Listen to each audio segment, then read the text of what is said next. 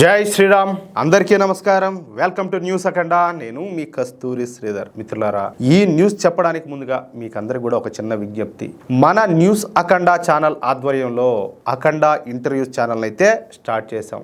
ఆ ఛానల్కి సంబంధించినటువంటి లింకును కింద కామెంట్ బాక్స్లో ఇస్తాం. కాబట్టి ప్రతి ఒక్కరు కూడా మన అఖండ ఇంటర్వ్యూస్ ఛానల్ను సబ్స్క్రైబ్ చేసుకోండి. మన న్యూస్ అఖండ ఛానల్ ఏ విధంగా అయితే ఆదరించారో అదే విధంగా మన అఖండ ఇంటర్వ్యూస్ ఛానల్ కూడా ఆదరించాలని చెప్పేసి మిమ్మల్ని అందరినీ కూడా కోరుకుంటున్నాం. మన అఖండ ఇంటర్వ్యూస్ ఛానల్ ద్వారా ఎంతో విలువైనటువంటి సమాచారాన్ని మీతో పంచుకునేదానికి ప్రయత్నం చేస్తాం. ఓకేనా? కాబట్టి ప్రతి ఒక్కరు కూడా మన ఛానల్ సబ్స్క్రైబ్ చేసుకోండి. ఇక న్యూస్ విషయానికి వస్తే, ప్రస్తుతం బండి సంజయ్ గారు మన దేశ హోంశాఖ సహాయ మంత్రిగా బాధ్యత అయితే నిర్వహిస్తున్నారు. మన కేంద్ర హోంమంత్రి అమిత్ షా గారికి తలలో నాలుకలా ఉంటూ అన్ని విషయాలలో సహాయ సహకారాలు అందిస్తా అమిత్ షా గారికి రైట్ హ్యాండ్ గా మారిపోయినారు. ఎవరు? బండి సంజయ్ గారు. అందుకే అమిత్ షా గారు ఏరి కోరి మన బండి సంజయ్ గారిని హోంశాఖ సహాయ మంత్రిగా బాధ్యతలు అప్పగించి తన దగ్గరే ఉంచుకున్నారు. మన బండి సంజయ్ గారు ఫైర్ బ్రాండ్ అన్న విషయం మీకు అందరికీ తెలిసిందే. బండి సంజయ్ గారు ఏటికి ఎదురిదే రకం అన్నమాట. భారతీయ జనతా పార్టీని తెలంగాణలో అధికారంలోకి తీసుకురావడానికి బండి సంజయ్ గారు చేసినటువంటి కృషిని ఎవరు కూడా మర్చిపోలేరు. తెలంగాణ అధ్యక్షునిగా పనిచేసిన రోజుల్లో బండి సంజయ్ గారు ఒక కెరటం లాగా దూసుకుపోయినారు. బీజేపీని తెలంగాణలో బలోపేతం చేయడానికి రాత్రింబావుళ్ళు కృషి చేశారు. అసలు ఒక జాతీయ పార్టీ రాష్ట్ర అధ్యక్షుడు ఎలా పనిచేయాలన్న విషయాన్ని మనం బండి సంజయ్ గారిని చూసి తెలుసుకున్నాం. ఏది? ఆయన అధ్యక్షులుగా ఉన్నప్పుడు. అప్పట్లో ఆకాశంలో విహరిస్తున్నటువంటి కేసీఆర్ను నేల మీదకి తీసుకొచ్చింది కూడా మన బండి సంజయ్ గారే. అవునా కాదా? అలాంటి బండి సంజయ్ గారు ఇప్పుడు సంచలన వ్యాఖ్యలు చేశారు. ఏం మాత్రం ఓవర్ యాక్షన్ చేసినా తొక్కి పారేస్తామంటూ కీలక వ్యాఖ్యలు చేశారు. అసలు బండి సంజయ్ గారు ఏం మాట్లాడినారు, ఎందుకు ఆ మాటలు మాట్లాడినారో ఇప్పుడు నేను చెప్పే ప్రయత్నం చేస్తా. మావోయిస్టు పార్టీ పుట్టిందే గిరిజనుల హక్కుల కోసం అంట. అవునా? మరి గిరిజనులు ఉన్న ప్రాంతాన్ని ఎందుకు డెవలప్ కానివ్వరు? గిరిజనులను అక్షరాస్యులుగా తీర్చిదిద్ది వాళ్లకు భూమి హక్కులు కల్పించాలనే ఉద్దేశంతో ఈ మావోయిస్టు పార్టీ ఏర్పడిందంట. ఏమయ్యా, దీంతో మీరు ఏకీభవిస్తారా? ఈ మాటలో నేను చెప్పడంలే, మొన్న లొంగిపోయినటువంటి మావోయిస్టు అగ్రనేత అయినటువంటి మల్లోజుల వేణుగోపాల్ చెప్పినాడు. అయితే ఈ మావోయిస్టులు రాను రాను దేశద్రోహులుగా మారిపోయినారు. మావో భావజాలంతో చైనా నుంచి ఫండ్స్ తెప్పించుకుంటా ఆ డబ్బుతో ఈ పాకిస్తాన్ ఐఎస్ఐతో కలిసి ఆయుధాలను కొనుగోలు చేయడం ప్రారంభించారు. అంటే చూడండి, ఫండ్స్ వచ్చేదేమో చైనా నుంచి, ఆ డబ్బులు తీసుకుపోయి పాకిస్తాన్ వాళ్ళ దగ్గర నుంచి ఆయుధాలు కొంటారు. అందుకే ఈ మావోయిస్టుల దగ్గర ఈ గ్రెనేడ్లు, రాకెట్ లాంచర్లు, M4 రైఫిళ్లు, AK-47 తుపాకులు అన్నీ కూడా ఉన్నాయి. ఈ ఆయుధాలతో ఈ మావోయిస్టులు దండకారణ్యాన్ని ఏలడం మొదలుపెట్టారు. అంతే కదా, ఇంకా భయం ఉండదు. చేతిలో మంచి మంచి ఆయుధాలు ఉండే. గిరిజనుల హక్కులను కాలు రాస్తా వాళ్లను చదువుకోనీయకుండా అడ్డుపడినారు. గిరిజన ప్రాంతాలు అభివృద్ధి చెందకుండా అనేక ఆటంకాలు సృష్టించారు. బళ్ళు గట్టనీయకపోతురి, గుళ్ళు గట్టనీయకపోతురి, రోడ్లు వేయనీయకపోతురి, ఎవరన్నా కాంట్రాక్టర్లు పోతే వాళ్ళు బెదిరించిరి, వాళ్ళ మిషనరీ అంతా కాల్చేసిరి. ఇంకెట్లా జరుగుతుంది డెవలప్మెంట్ అంటే?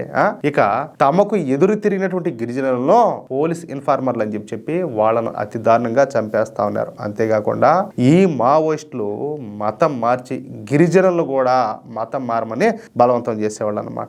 ఈ క్రమంలో అనేక మంది హిందూ యాక్టివిస్టులను హత్యలు చేశారు. అందుకే మన కేంద్ర హోంశాఖ మంత్రి ఈ మావోయిస్టులను అంతమొందించడానికే ఈ ఆపరేషన్ కగార్ని అయితే ప్రారంభించారు. ఎవరు?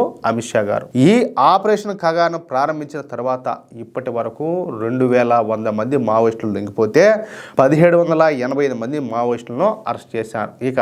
500 మందికి పైగా మావోయిస్టులు హతమైపోయినారు. అయితే ఇంకా 500 మంది మావోయిస్టులు ఉన్నట్టు కేంద్ర హోంశాఖ అయితే సమాచారం అందిందనమాట. అంటే ఇంకా 500 మంది ఉన్నారంట వాళ్ళలో. అర్థమైందా? దీంతో మన దేశ హోంశాఖ సహాయ మంత్రి అయినటువంటి బండి సంజయ్ గారు రంగంలో దిగినారు.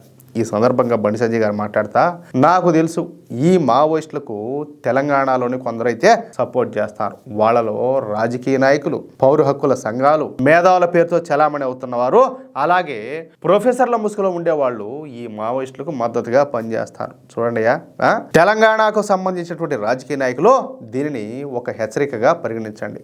వేదికలపైన ప్రజాస్వామ్యం గురించి మాట్లాడతా తెర వెనుక సాయుధ గ్రూపులకు అండగా నిలుస్తారని చెప్పేసి ఆరోపణలు ఎదుర్కొంటున్న వాళ్ళు వెంటనే తమ సంబంధాలను అయితే వదులుకోవాలా. ఎవరితో? మావోయిస్టులతో. లేదంటే వాళ్ళనైతే బట్టబయలు చేస్తాం. కేంద్ర దర్యాప్తు సంస్థల చర్యలైతే కేవలం మావోయిస్టు కేడర్తోనే ఆగిపోవు. అర్థమవుతుందా? వాళ్ళతో యాగవు. ప్రధాని నరేంద్ర మోడీ గారు, అలాగే కేంద్ర హోంశాఖ మంత్రి అయినటువంటి అమిత్ షా గారి మార్గదర్శకత్వంలో అవినీతి, నేరాలు, తీవ్రవాద సంబంధాలను కాపాడుతున్నటువంటి శక్తులను కేంద్రం ఎంత మాత్రం కనికరం లేకుండా అణిచివేస్తుంది. ఇందులో భాగమైన వాళ్ళు ఎంత పెద్దోళ్ళైనా సరే, వాళ్ళు రాజకీయ నాయకులుగా ఉన్నా, లేదంటే ప్రొఫెసర్ల ముసుగులేసుకున్నా, మేధావులు ముసుగులేసుకున్నా, ఇదిగో మేము మానవ హక్కుల సంఘాల వాళ్ళం, లేకపోతే ప్రజా హక్కుల సంఘాల వాళ్ళం అని చెప్పేసి మీరు ఏ రూపంలో ఉన్నా కూడా మర్యాదగా పక్క తప్పుకోండి. దేశ అంతర్గత భద్రత విషయంలో తప్పు వైపు నిలబడితే ఎంతటి ఉన్నత నాయకులైనా పతనం కాక తప్పదు. తెలంగాణలోని కొంతమంది రాజకీయ నాయకుల రహస్య అండతో మావోయిస్టు పార్టీలోని ఒక వర్గం పనిచేస్తుందని చెప్పేసి సాక్ష్యాధారాలు మల్లోజుల వేణుగోపాలే ఇచ్చినాడు. అందుకే చెప్తున్నా, మర్యాదగా మావోయిస్టులకు సపోర్ట్ చేయడం, సహాయ సహకారాలు అందించడం మానుకోండి, లేదంటే మిమ్మల్ని కూడా తొక్కి పారేస్తామంటూ బండి సంజయ్ గారు కఠినంగా హెచ్చరించారు. ఈ అర్బన్ నక్సలైట్కు గట్టి వార్నింగ్ ఇచ్చారు. అంతే కదా, ఇప్పుడు అడవుల్లో ఉండే నక్సలైట్లు ఏరి పారేస్తారు, వాళ్ళు కొంతమంది లొంగిపోతారు, సరే అంతా బాగానే ఉండదు. వాళ్ళకు సపోర్ట్ చేసే వాళ్ళు పెద్ద తలకాయలు ఏమన్నా ఉండారు కదా, పెద్ద మనుషులు ముసుగేసుకొని వాళ్ళని ఏం చేయాలి మరి? వాళ్ళని చేసేది చేయాలి కదా. ఇప్పుడు బండి సంజయ్ గారు చెప్తుంది కూడా అదే. చూద్దాం ఇంకా ఏం జరుగుతుందో. ఆల్రెడీ అమిత్ షా గారు చెప్పినారు, మోడీ గారు చెప్పినారు, అర్బన్ నక్సలైట్లను కూడా మేము వదిలిపెట్టమని చెప్పేసి. అంటే వాళ్ళు క్లీన్ అయిన తర్వాత నెక్స్ట్ వీళ్ళదే. ఆ రోజు కూడా త్వరలోనే రావాలని చెప్పేసి నేనైతే భగవంతుని కోరుకుంటున్నా. మిత్రులారా, ఈ న్యూస్ కనుక మీకు నచ్చినట్లయితే ఖచ్చితంగా ఈ న్యూస్ నలుగురికి షేర్ చేయండి. అలాగే ప్రతి ఒక్కరూ కూడా మీ యొక్క అమూల్యమైనటువంటి అభిప్రాయాలను కామెంట్ రూపంలో తెలియజేయండి. ఇంకో విషయం ఏంటంటే, ఇంతవరకు మీరు గనక మన ఛానల్ను సబ్స్క్రైబ్ చేసుకున్నట్లయితే ప్రతి ఒక్కరు కూడా మన ఛానల్ను సబ్స్క్రైబ్ చేసుకోండి, సపోర్ట్ చేయండి ప్లీజ్. జై శ్రీరామ్, జై హింద్.